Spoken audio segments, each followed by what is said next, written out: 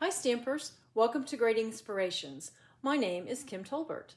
I'm so happy you're joining me today for this Stamp Happy Halloween video.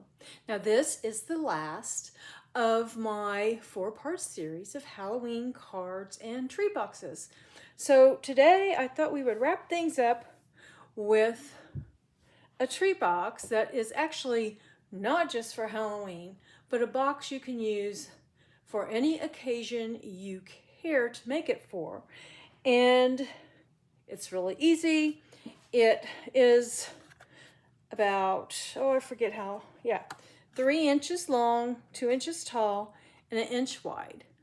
So that's 3 by 2 by 1. And there's quite a bit of space here. Let me get this one. You can probably see in there better. There's quite a bit of space in there for lots of candy or other things you might decide to put in them. I like to use this box for party favors. If you're having a party at your house, or even, with kids' birthdays, you can put several treats in there. And then if you want to keep everything together, you could just slip this down, fill it and slip it down into a little cellophane bag and tie it with a ribbon, and you're good to go. But I do also like to make these for Halloween. Now, I don't have a lot of trick-or-treaters because we live way out in the country. But I do have a few, and so I like to make up some kind of little treat container and fill it with treats. And I do also put them down in the cellophane bag and tie a ribbon around it. But if I were having some type of a party, or say like example for Thanksgiving, if I wanted to have something at each place sitting, I would make one of these, and of course I would decorate it appropriately for the occasion. But I do use this specific box quite often, so I thought I would show you how I make that, and I will, on my corresponding blog post, there will be a template for you to look at. The measurements are easy, and there is some die cutting and not die cutting, I'm sorry, some scoring, and some scoring is just a little different, but we'll get to that in a minute. I did want to point this one out because this is a larger shaped die, and you can just set the little box down nestled between the two of these, and then you have something that you could even set this out on the table or a mantle or whatever, and when people come by, you could just hand it to them.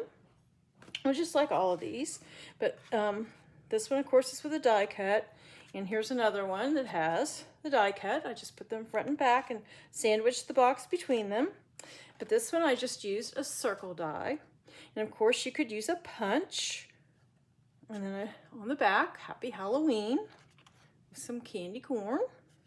And this one, I used some square dies, but you could even just cut out squares or rectangles with your paper trimmer and do something very similar. So you don't need a bunch of dies or anything like that to make this little box. So let's put these aside for now and we'll get started. I'm going to start with a piece of cardstock, and it measures 7 inches across by 5 inches. And I have my scoreboard. Now, you can most certainly use your paper trimmer with the score blade if you care to. But I'm going to use my scoreboard today. And I'm going to put the 7-inch side at the top. And we're going to score at 2 inches. Then we're going to come down to 5 and score at 5 inches. Now we're going to turn this with the 5-inch side at the top, and we're going to score at 2 inches, and then at 3 inches. And that's what gives us the 1-inch width right there. Now turn back to the 7-inch side, and at 1 inch we're going to score from the top down to the score line, right here. So we go from 1 down to the score line. Then we go to 6 inches and we do the same thing. From the end, or the edge of the paper, down to the score line. Turn it and repeat. At 1 inch, we go from the edge of the paper to the score line. At 6 inches, we go from the edge of the paper to the score line. And we're done with our scoring. I just realized I forgot to get my scissors because we will need some scissors. Let me grab those real quick. Here we go. The first thing we're going to do is score line right here. That was done at, well, 2 or 5, but right here. We're going to cut until we come to a horizontal score line that goes all the way across. We're going to do the same right here.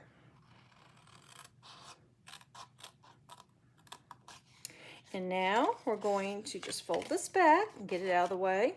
And we're going to cut right here on this score line. See, I told you it'd be a little different. We're going to cut on a score line as opposed to folding. And we're going to do the same thing right here.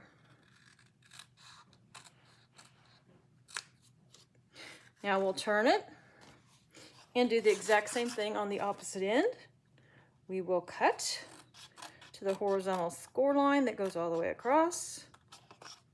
Repeat. Fold this to get it out of the way. Cut on this score line down here to get our little piece off. Do the same thing over here. Okay. Now, all we need to do is fold our, on our score lines, and we'll do a little bit of making those really nice and crisp with our foam folder.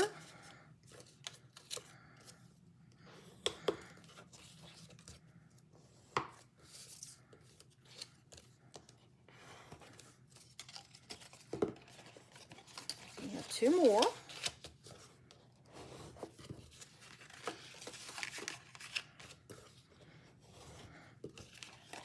Okay, now we're ready for some adhesive. Let me get my little craft sheet here. There we go. And I recommend a strong adhesive. This Stampin' Seal Plus is strong, Tear and Tape is strong, Red Tape, anything like that. And we're going to apply adhesive on this center piece right here. On both ends.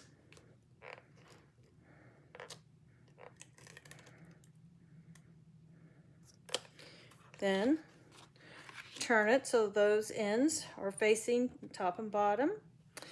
And on the right hand side, the flap that's on the right, the half flap where we cut, fold it back and put adhesive on it. Now, do it at the bottom too. Fold it back and put the adhesive on the back side.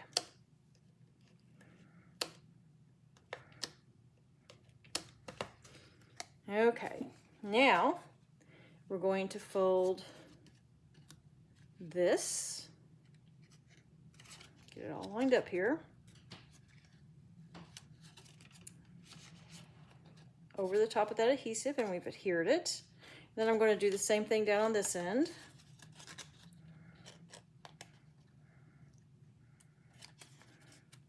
And now we're ready to fold this over the top of this. And the same thing on the opposite end.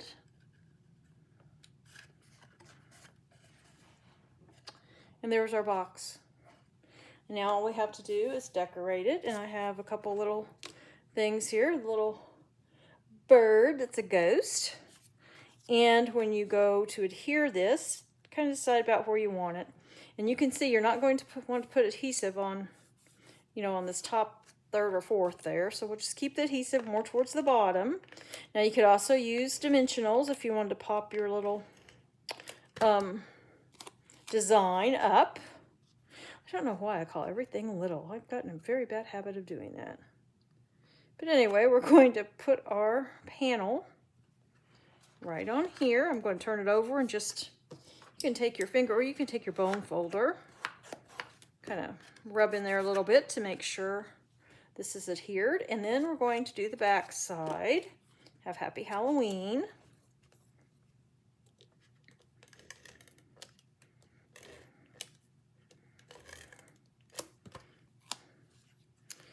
And then we'll just line it up as best we can.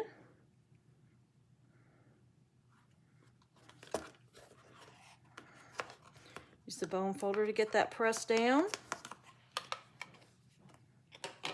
And there we go. There's a cute little treat box. There I go with little again, but cute treat box. And as I mentioned, we can put different images and the like on it for all different kinds of occasions. You can fill it, and if you want to put it down in a cellophane bag and tie a bow around the top, that works. Whatever you want to do. But basically, this is just a quick and easy box that's a fairly good size to put little treats in for trick-or-treaters or for party favors, or even to pass out to your coworkers, or if you're in charge of bringing treats to your child's classroom, that kind of thing. There's all kinds of room in there for some good things. Well, I thank you so much for joining me, and as always, on my corresponding blog post, you will find instructions as to how I made these treat boxes. You will find a list of supplies and the supplies that are currently available and where I purchase them. I have really enjoyed presenting you some of my Halloween projects, and I do thank you so much for joining me. And until next time, stamp happy.